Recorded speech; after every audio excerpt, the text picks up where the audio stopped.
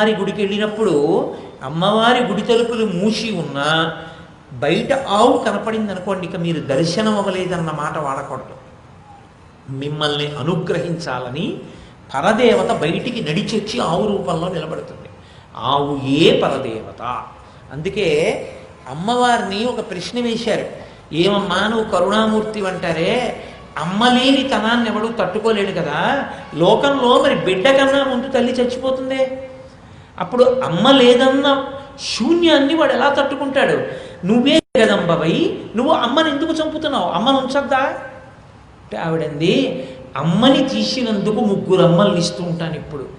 ఒకటి, నా స్వరూపంలోనే ఈ భూమి మీద తిరిగేది గోమాత, సాక్షాత్ పరదేవత. అందుకే పుట్టినరోజు వచ్చిందనుకోండి, పుట్టినరోజు నాడు యథార్థంగా చెయ్యవలసింది ఏది అంటే కేక్ కట్ చేసుకోవడం, సినిమాకి వెళ్ళడం కాదు. పుట్టినరోజు నాడు చెయ్యవలసింది చేతిలో పాలు పోసుకుని అందులో కాసిని నువ్వులు వేసుకుని, అది కూడా నల్ల నువ్వులు, దాంట్లో బెల్లం ముక్క వేసుకుని 3 మార్లు లోపలికి పుచ్చుకోవాలి. మళ్ళీ వచ్చే పుట్టినరోజు చూస్తాడు, అపమృత్యు దోషం తొలగిపోతుంది. 2, 7 చిరంజీవుల యొక్క పేర్లు అశ్వత్థామ, బలివ్య, సోహనూమాంశ్చ విభీషణ, ఆ శ్లోకం చెప్పుకొని 7 చిరంజీవుల్ని స్మరించాలి. పెద్దలైన వారు ఎవరుంటారో వారికి నమస్కారం చెయ్యాలి.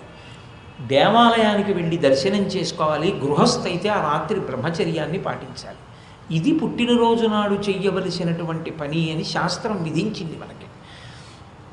కనుక నీకు తల్లి లేదన్న బాధ లేదు. పుట్టినరోజు నాడు మా అమ్మ నాకు పాయసం చేసి పెట్టేది అనిపిస్తే, పుట్టినరోజు నాడు అమ్మకి నమస్కారం చేసేవాడిని నేను అనిపిస్తే, నువ్వు గోశాలకు వెళ్ళి ఒక ఆవుకి నమస్కారం పెట్టు, అరటిపండు పెట్టు, ఆవు పాలు తెచ్చుకుని పాయసం వండుతుంది అమ్మ చేత్తో పెట్టినట్టు. ఆవు దూరంగా ఉంటుంది కదండి, అమ్మ మా పక్కనే ఉండేది కదా అంటే, భూమాతగా ఉంటాను, మీ అమ్మ నీతో ఎప్పుడూ ఉండి ఉండకపోవచ్చు, నువ్వు ఎక్కడున్నా విడిచిపెట్టని అమ్మ రూపంలో నీతోనే ఉంటాను భూమాతగా. 3, నేనే లోకజననిగా దేవాలయంలో ఉంటాను. కాబట్టి ఒక్క అమ్మ తప్పుకున్న 3 రూపాల్లో అమ్మగా నేను ఎప్పుడూ నీకు మిగించాను అంది పరదేవత. కాబట్టి గోవు అంత గొప్ప స్వరూపం, గోవు అంత పూజనీయమైనటువంటి విశేషం. కాబట్టి ఆ తారకాసురుడు ఇంతటి బలాన్ని పొందాడు. ఇతపూర్వం ఉన్నటువంటి 2 వరాలే అంత భయంకరమైన వరాలు. దానికి తోడు ఇప్పుడు చెయ్యవలసినంత తపస్సు చేశాడు బ్రహ్మగారి గురించి. బ్రహ్మగారు ప్రత్యక్షమయ్యారు. నేను మీతో మనవి చేశాను కదా, ఈశ్వరుడికి ఉన్న లక్షణం ఏమి అంటే, మీరు తపస్సు చేశారు ఫలితాన్ని ఇస్తాడు, తప్పు చేశారు సంహారం చేస్తాడు. అందుకే శుద్ధ సాధులందు, శృతులందు, గోవులందు, విప్రకోటియందు, ధర్మ పదవియందు, తవిలినాయందు, గోవుల జోలికి వెళ్ళి గోవుల్ని సంహారం చెయ్యడం మొదలుపెట్టినా సరే లోకాన్ని సంక్షోభం చేసి ఏదో ఒక రోజున అవతారం తీసుకుని సంహారం చేస్తానన్నాడు. గోవంత గొప్పది. కాబట్టి అదిగో తప్పు చేస్తే శిక్ష పడాలి, ఈశ్వరుణ్ణి ఆరాధిస్తే ఈశ్వరుడు వరం ఇస్తాడు తప్ప, వీడికి వరం ఇస్తే వీడి ఎదర ఏదో చేస్తాడని వీడికి ఇప్పుడు వరం ఇవ్వకపోవడం, అలాంటి పనులు ఈశ్వరుడు చెయ్యడు. కాబట్టి ఆయన ప్రత్యక్షమయ్యాడు. ఏం కావాలని అడిగాడు. ఉన్న బలానికి తోడు వాడొక వరం అడిగాడు, నాకు మృత్యు ఉండకూడదు. బ్రహ్మగారు అన్నారు, అది కుదరదు. జాతస్య హి ధ్రువో మృత్యు ధ్రువం జన్మమృతస్య చ.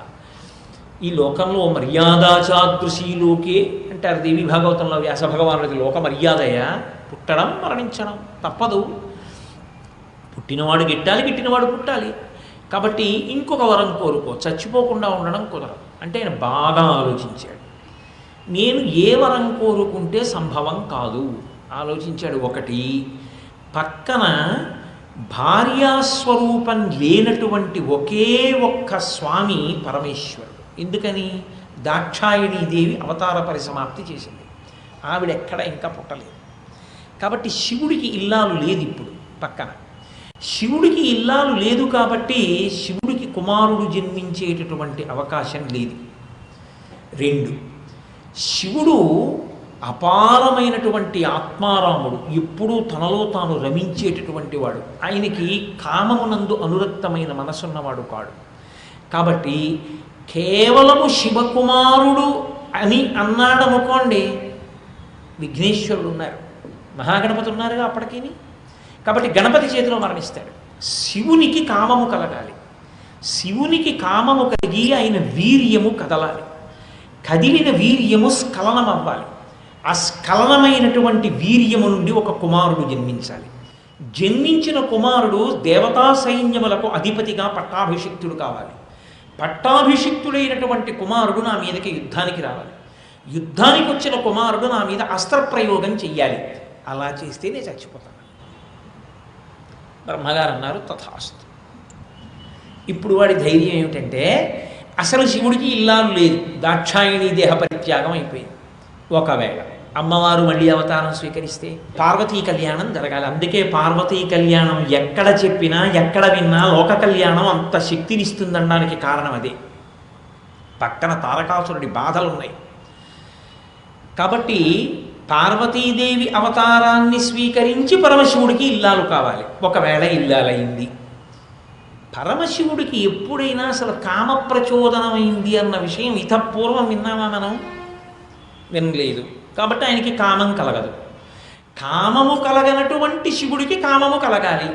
ఎన్ని వేల సంవత్సరాలకు కలుగుతుంది? ఎందుకు కలుగుతుంది? ఆయనకి కలిగింది పో. ఆయన వీర్యాన్ని భరించేవాళ్ళు ఎవరు? కాబట్టి భరిస్తానని ముందుకు రావాలి. అది ఎవరు వస్తారు? ధర్మపత్ని వస్తుంది తప్ప ఇంకోళ్ళు రాకూడదు. అందుకే కుమార సంభవం అంత గమ్మత్తుగా నడిచింది. పార్వతీదేవి వలననే వీర్యస్ఖలనము జరగాలి. జరిగింది పో. పరమేశ్వరుడి వీర్యము దాని స్థానము నుండి కదులుతుందా? రేతస్థానంలో కదలడమే.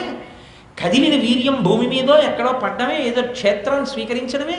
ఎవరు భరించగలరు శివవీర్యాన్ని? భరించితే కొడుకు పుట్టాలి అంటే అది స్త్రీ యొక్క శోణితముతో కలవాలి. కలిసి కొడుకుగా పుట్టడం ఎలా సంభవం? పుట్టాడు పో. వాడే దేవసేనలకంతటికీ కూడా అధిపతి ఎలా అవుతాడు? పెద్ద కొడుకున్నాడుగా మహాగణపతి, ఆయనకి ఇవ్వకుండా ఈయనకి ఇస్తారా ఆ అధికారం? ఆయనకి కదా ఇస్తారు. మహాగణపతి దేవసేనకి అధిపతి అయితే ఇక కుమారస్వామికి ఇవ్వరుగా, తర్వాత పుట్టేవాడికి ఇవ్వరుగా.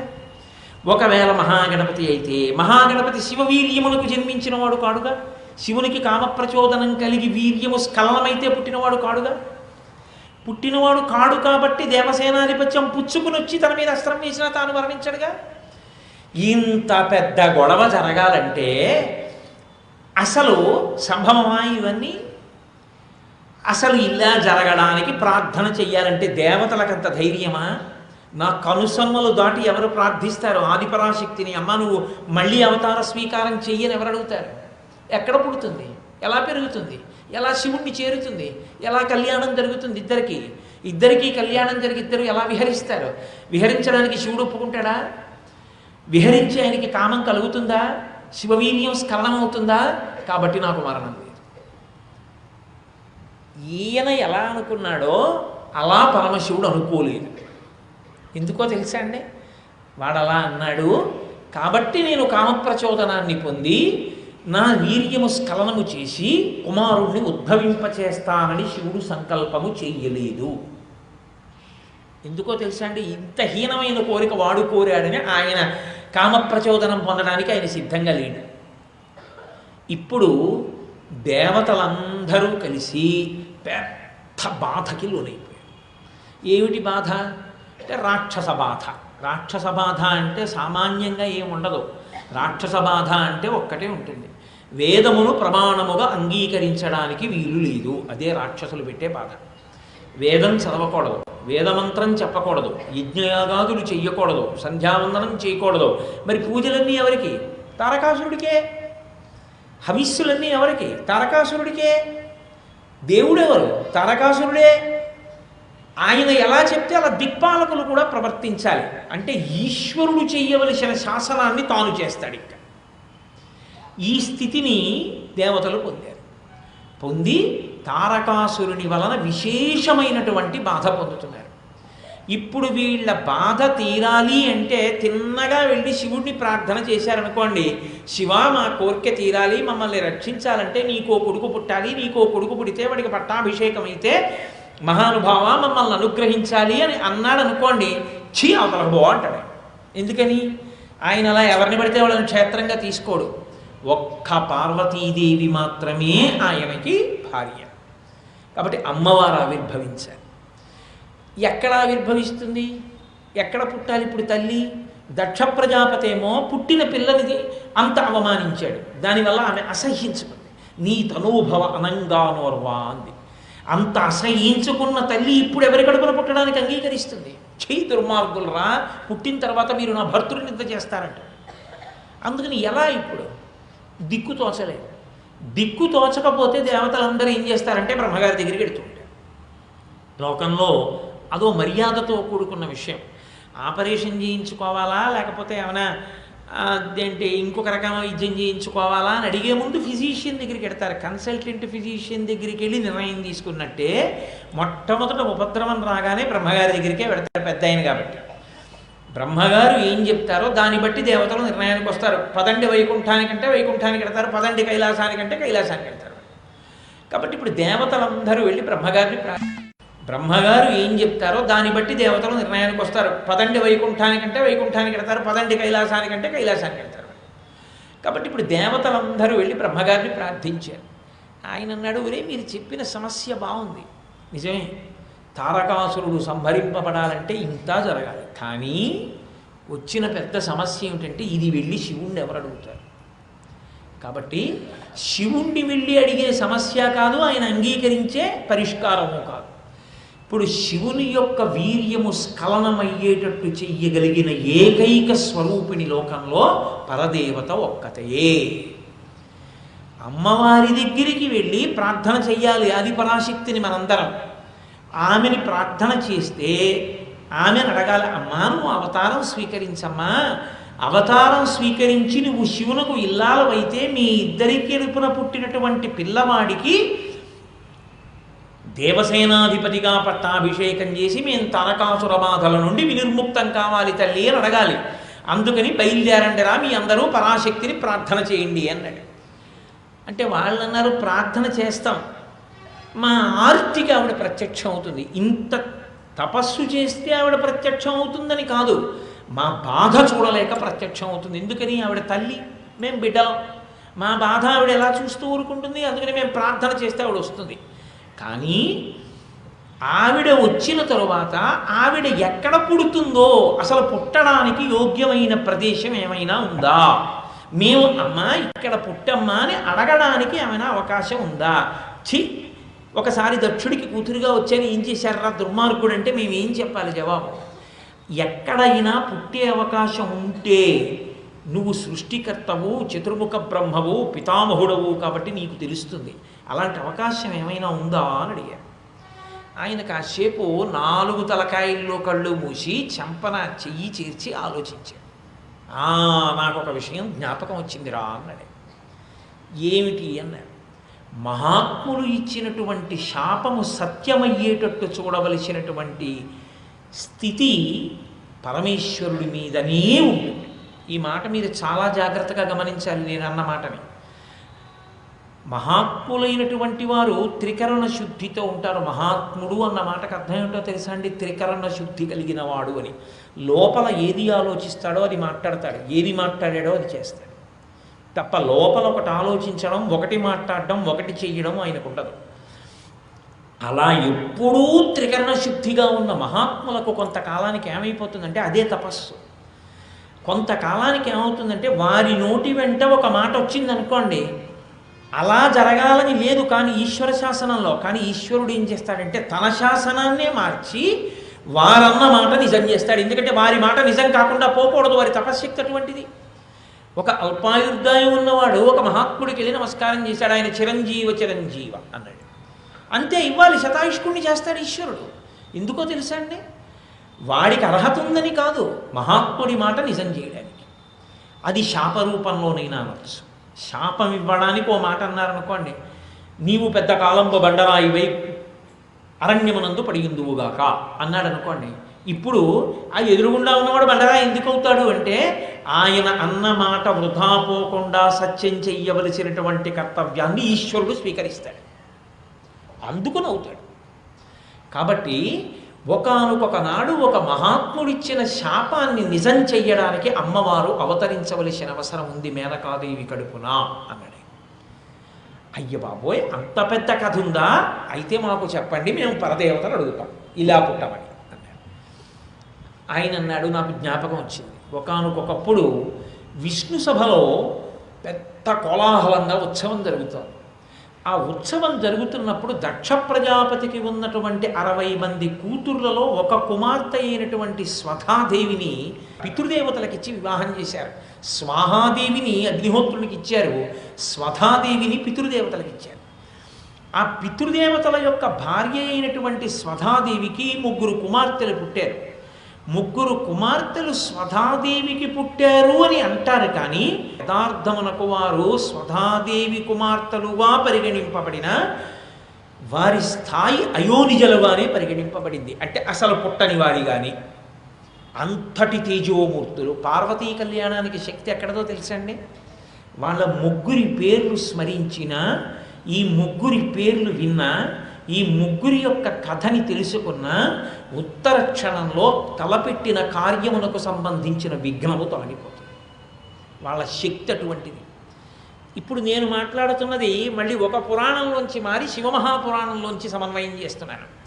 అందుకని ఏదో ఒక్క దాంట్లోంచి మాట్లాడుతున్నాను అనుకోకండి, అనేక పురాణములను కలిపి నేను మీతో మనవి చేస్తున్నాను ఒక సమగ్ర స్వరూపాన్ని తీసుకురావడానికి.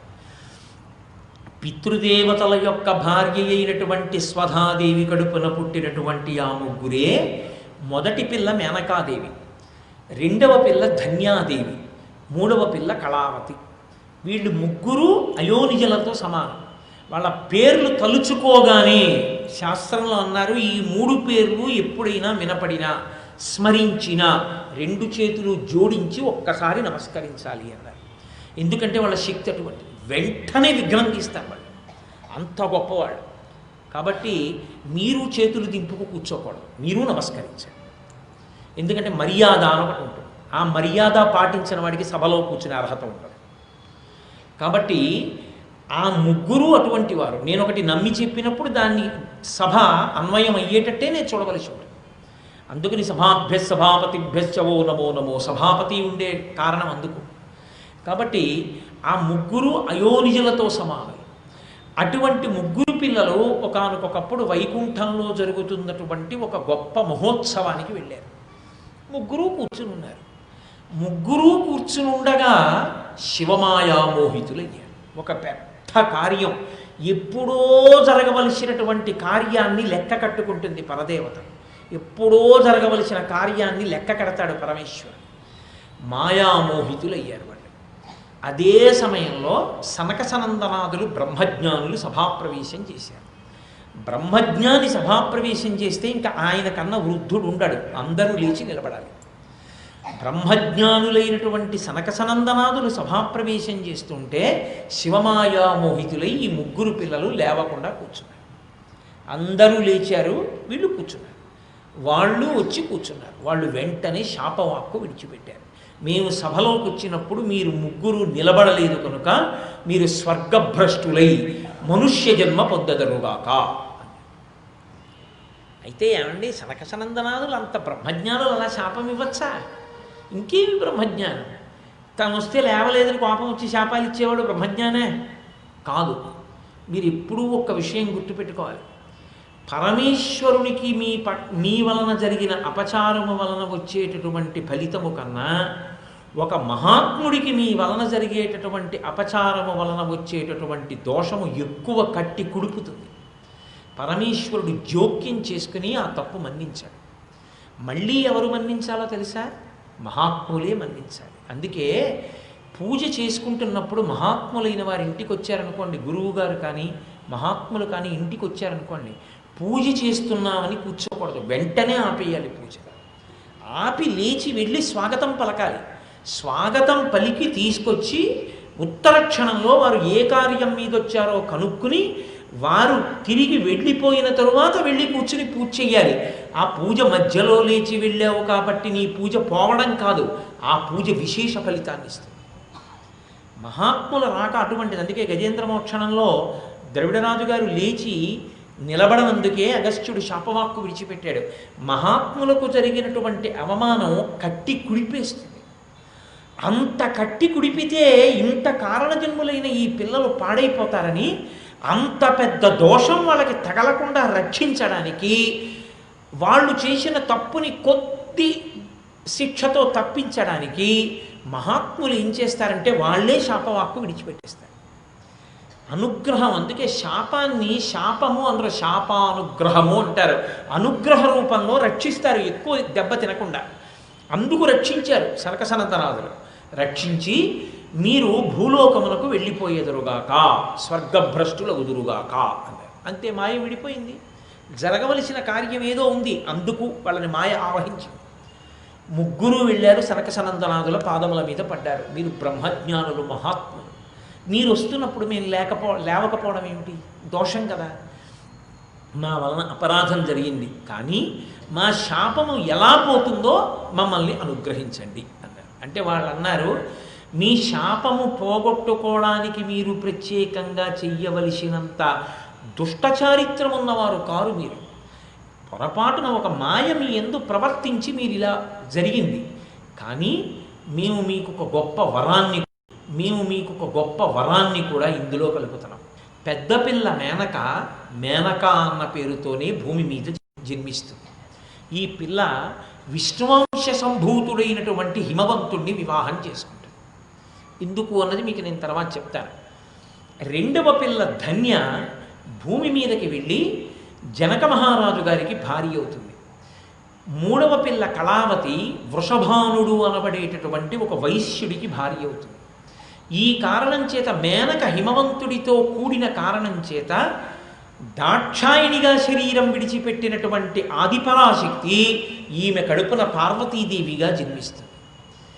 ఈమె కడుపున పార్వతీదేవి జన్మించిన కారణం చేత, పార్వతీ కళ్యాణంలో కన్యాదానం చేసినటువంటి కారణం చేత ఇహమునందు సమస్త సుఖములను అనుభవించి ఈమె తిన్నగా కైలాసాన్ని బొందితో చేరుకుంటుంది. అంత గొప్ప స్థితిని పొందుతుంది. సశరీరురాలై కైలాసంలోకి ప్రవేశిస్తుంది.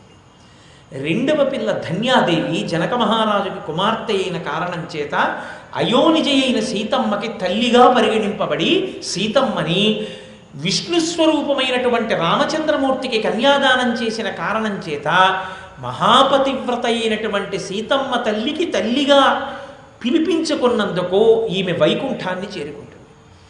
మూడవ పిల్ల అయినటువంటి కళావతి వృషభానుడు అనబడేటటువంటి వైశ్యుడికి భార్య అయిన కారణం చేత ఈమె కడుపున పుట్టేటటువంటి రాధాదేవి శ్రీకృష్ణ భగవానుడికి అత్యంత ప్రియురాలై తదనంతర కాలమునందు ఈమె గోలోకానికి చేరుకుంటుంది. కళావతి రాధాదేవికి తల్లి అయింది కాబట్టి మీరు ముగ్గురు శాప విమోచనానంతరము మళ్ళీ ఇక్కడికి రావలసిన అవసరం ఉండదు. మీరు ముగ్గురు పరదేవతా స్వరూపాలనే.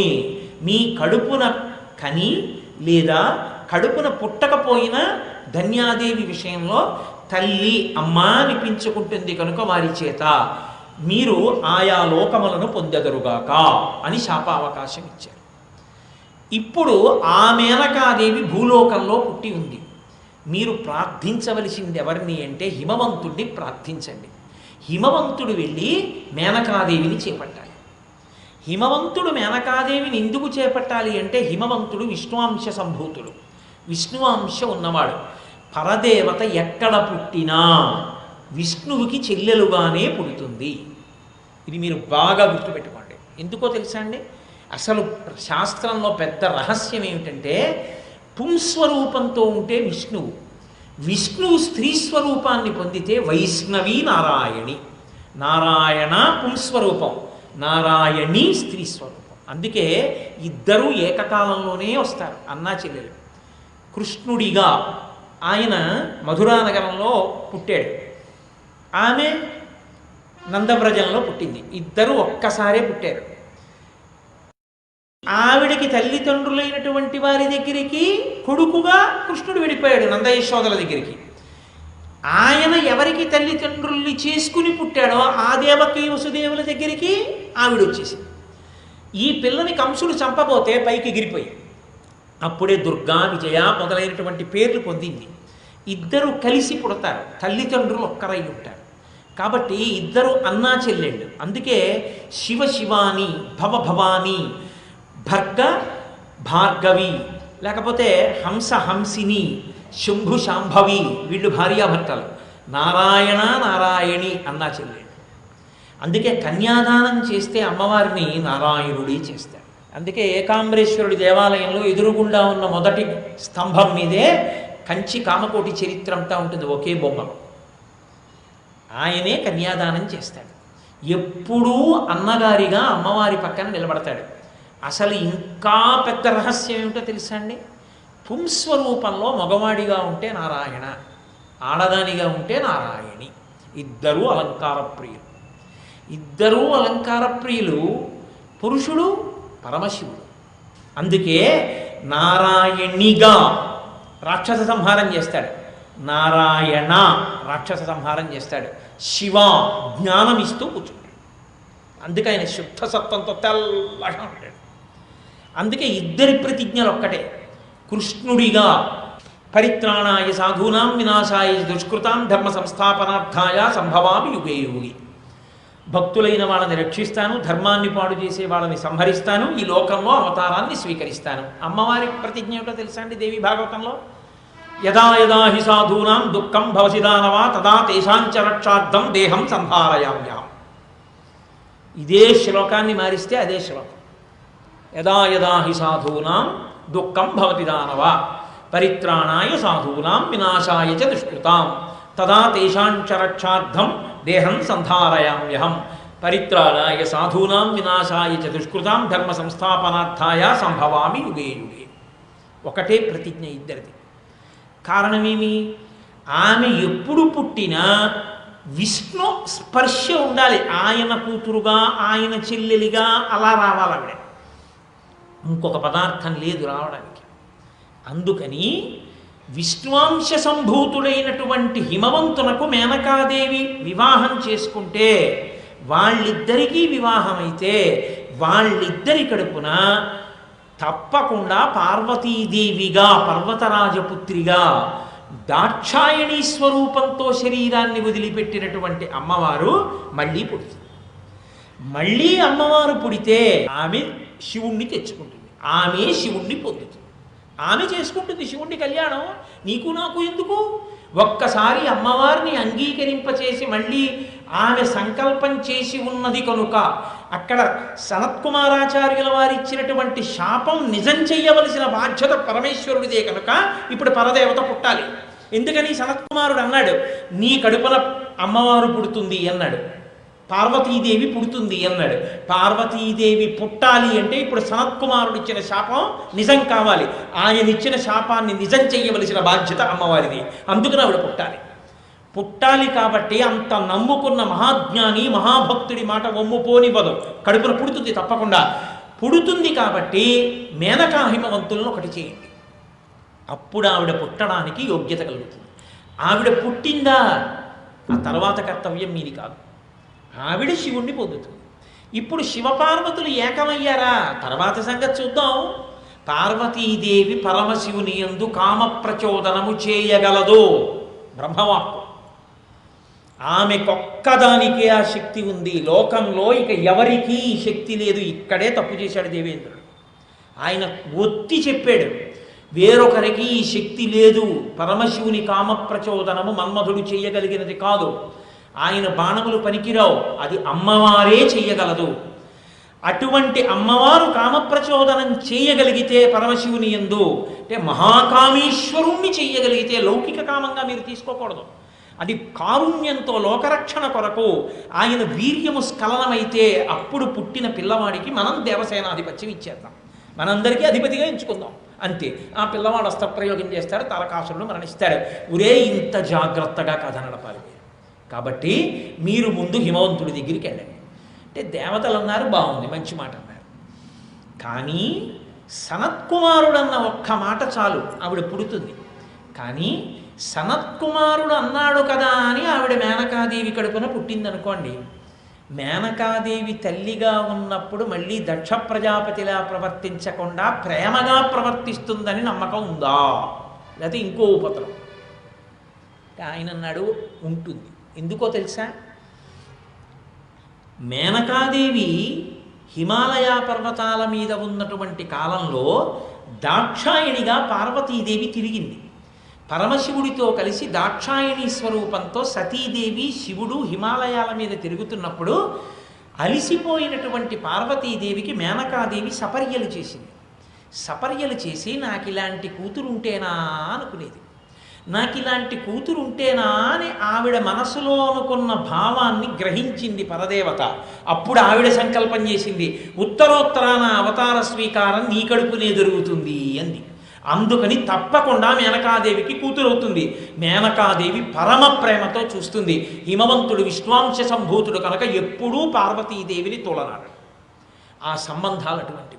కాబట్టి అలా పుట్టిన పార్వతీదేవి శివుణ్ణి చేరిన కళ్యాణం ఏదుందో అది జగత్ ప్రసిద్ధమవుతుంది. అది లోకకంటకుడైన తారక మరణానికి ఎక్కడెక్కడ ఎప్పుడెప్పుడు పార్వతీ కళ్యాణం చెప్పినా చదివినా విన్నా అంతే మనశ్శాంతినిచ్చేస్తుంది. అంత గొప్పదవుతుంది. కాబట్టి మీరు హిమవంతుణ్ణి, వీళ్ళందరూ వెళ్ళారు, హిమవంతుణ్ణి ప్రార్థన చేశారు. మేనకా హిమవంతులకు వివాహమై సంతోషంగా మేనకా హిమవంతులిద్దరూ విహారం చేస్తున్నారు. ఇద్దరూ విహారం చేస్తున్నటువంటి కాలంలో ఒండరులు అనురక్తులయ్యారు. అనురక్తులైనప్పుడు ఆమె గర్భిణి కావాలి. కానీ కేవలము గర్భిణి కావడం మేనకాదేవికి ఇష్టం లేదు. ఆమెకి పరమ పవిత్రమైనటువంటి స్వరూపములు తన కడుపున పుట్టాలి అని కోరిక. ఎందుకని అటువంటి కోరిక పుట్టింది? వెనక సనత్కుమారుని యొక్క శాపం ఉంది. దాన్ని బట్టి ఆవిడ మనసులో అటువంటి ప్రచోదనం వచ్చి ఆవిడ ప్రతి అష్టమి తిథి నాడు ఉపవాసం చేసేది. ప్రతి నవమి తిథి నాడు సువాసిని పూజ చేసేది. ఇది మీరు చాలా జాగ్రత్తగా గుర్తుపెట్టుకోవాలి. పరదేవతానుగ్రహం పొందడానికి అత్యంత తేలికైన మార్గం ఏమిటో తెలుసా అండి? సువాసిని పూజ, గోపూజ. అష్టమి నాడు ఉపవాసం చేసి నవమి నాడు సువాసిని పూజ చేస్తే వెంటనే అమ్మవారు ప్రసన్నురాలవుతుంది. ఆ రెండు తిథులు అమ్మవారికి అత్యంత ప్రీతిపాత్రం. అందుకని ప్రతి అష్టమి నాడు ఉపవసించి ప్రతి నవమి నాడు సువాసిని పూజలు చేస్తుండేది. సువాసిని పూజ అన్నప్పుడు మీరు ఒక విషయం గుర్తుపెట్టుకోవాలి. ఏ స్త్రీ అయినా 2 మెట్లు ఎక్కితే పరిపూర్ణత. ఈ 2 మెట్లు ఎక్కలేకపోయిందనుకోండి, ఆమె జీవితం శూన్యత పొందినటువంటిది, నిరర్థకమైపోయినది అయిపోతుంది. ఒక చెట్టు, గొప్ప చెట్టు వేసి పండని చెట్టు ఎలా ఉంటుందో అలా ఉంటుంది. ఎక్కవలసిన 2 మెట్లే. 1 భార్య కావడం, 2 తల్లి కావడం. ఒకరికి ఇల్లాలు కాకపోతే ఆమె జీవితానికి పరిపూర్ణత లేదు. ఏమంటే మరి మగవాడి విషయంలో అని మీరు అనొచ్చు. మగవాడు సంతానమును పొందకపోతే, సంతానము అంటే అధార్మికమైన సంతానం ఎప్పుడూ అసలు లెక్కలోకి రాదు. ధార్మిక సంతానము అన్నప్పుడు అగ్నిహోత్రం సమక్షంలో స్వీకరించిన భార్యయే. ఆ భార్య యందు సంతానమును పొందితే కానీ రుణవిముక్తుడు కాడు. అలా రుణవిముక్తుడు కాకపోతే ఇక్కడ ఎంత పుణ్యం చేసినా ఊర్ధ్వలోకాల్లోకి రానివ్వరు. మృకండు మహర్షి అంతటి వాడిని రానివ్వలేదు. శాస్త్రం శాస్త్రమే. నీకు పితృరుణం తీరలేదని చెప్తారు. మహాభారతం ఆదిపర్వంలో మీరు విన్నారుగా. మహానుభావుడు తన పేరున్న దాన్నే స్వీకరిస్తాను అని చెప్పి ఆ మహర్షి, అస్తీక మహర్షి, అటువంటి భార్యనే స్వీకరిస్తే తప్ప, ఆయన తండ్రి గారు జరత్కారుని స్వీకరిస్తే తప్ప, కొడుకు పుడితే తప్ప పితృదేవతల్ని విడగొట్టలేదు, ఉండిపోయారు వాళ్ళ. కాబట్టి పితృరుణం తీరాలి అంటే ధర్మపత్నిని స్వీకరించాలి. స్వీకరించి ఆమె యందు సంతానాన్ని కనాలి. కంటే పితృరుణం తీరుతుంది. అందుకే నాన్నగారు నా రుణం తీరిందని చెప్పడానికి బిడ్డ పుట్టాడని తెలియగానే ఏ బట్టతో ఉన్నాడో ఆ బట్టతోనే నీళ్ళలో దూకి స్నానం చేస్తారు. ఆ నీళ్ళు ఇలా పైకి లేస్తే అది చూసి పితృదేవతలు దీన్ని రుణవిముక్తుడిని చేశా అంటారు. సచేల స్నానం చేస్తారు అందుకే. కాబట్టి అదిగో అటువంటి పితృరుణం నుండి విముక్తుడు కావడానికి పురుషుడికి ధర్మపత్ని ఉండాలి. ఆడదానికి తానొకరికి ఇల్లాలైతే తప్ప తన జీవితానికి పరమార్థం లేదు. ఎందుకో తెలుసా అండి? ఆవిడ అదృష్టం కొద్దీ పరమభక్తి తత్పరుడైనటువంటి వాడు ఆమెకి భర్త అయ్యాడనుకోండి. మీరు నన్ను నమ్మండి, నేను ధర్మశాస్త్రం చెప్తున్నాను. ఇద్దరి శరీరములు ఒకే క్షణంలో పడిపోయాయి అనుకోండి, అంటే ఇద్దరు శరీరం వదిలిపెట్టేశారనుకోండి, ఎవరి పుణ్యం ఎక్కువ ఉంటుందో తెలుసా అండి? పుణ్యం స్థాయి వరకు ఆలోచిస్తే ఆయన కన్నా ఆవిడికి ఎక్కువ ఉంటుంది. ఎందుచేత అంటే ఆయన ఏ పుణ్యం చేసినా అందులో సగభాగం ఆవిడికి వేసేస్తారు. ఆవిడ సగం పుచ్చేసుకుని మళ్ళీ ఆవిడ రామరామ అందనుకోండి, ఆ పుణ్యం ఆవిడకి ఒక్కతికే వేస్తారు. ఆవిడ రామరామ అన్న పుణ్యంలో సగం పట్టుకొచ్చి భర్తకి వెయ్యరు. అదేం అన్యాయం అండి అలాగా, అదేంటి అలా వేయడం ఏమిటండి అంటారేమో. నేను సంధ్యావందనం చేసుకుని గాయత్రి చేసుకోవాలంటే నాకన్నా ముందు లేచి స్నానం చేసి మడి నీళ్ళు పెడుతోంది అక్కడ. పెడితే గాయత్రి చేసుకుంటున్నాను. నేను హాయిగా గాయత్రి చేసుకుని లేచేటప్పటికి నాకు పలహారం చేసి పెడుతోంది. తను పలహారం చేసి పెడుతోంది కాబట్టి నేను సంధ్యావందనం చేసుకుంటున్నాను. తను పిల్లల్ని సాకుతోంది కాబట్టి నేను దేవతార్చన చేస్తున్నాను. తను నన్ను అనుగమించింది కాబట్టి నేను 4 పుస్తకాలు చదువుకుని మీకు ధార్మిక ప్రసంగం చేయగలుగుతున్నాను. తను నా పక్కన అలా నిలబడిన నాడు నేనేం చేయగలను? అందుకని పురుషుడి పుణ్యంలో సగం భార్యకు వేసేయమన్నారు. ఆవిడ పుణ్యం చేస్తే నీకు చేసి మిగిలిన సమయంలో తను చేసుకుంది, నీకెందుకు అందులో భాగం ఇవ్వమన్నారు. కాబట్టి వివాహం అయితే తప్ప భార్య తరించే అవకాశం ఉండదు ఆడదానికి. పైగా స్త్రీగా పుట్టడంలో ఒక అదృష్టం ఉంది. పురుషుడు మనసు పెట్టి పూజ చేస్తేనే అందుతుంది. నేను నివేదన చేశాను అనుకోండి, నేను నివేదన చేసేటప్పుడు పరమేశ్వరుడు తిన్నాడన్న భావనతోనే చెయ్యాలి. అందుకే నైవేద్య మంత్రం చెప్పేటప్పుడు చాలా సావధానంగా చెప్పాలి.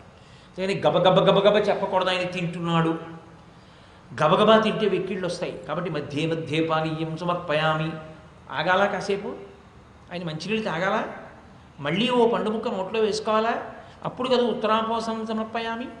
తిన్నప్పుడు ఆ యాపిల్ పండు ముక్క చేతికి అంటుకుందా, హస్తవు ప్రక్షాళయామి, చేతులు కడుక్కోవాలా.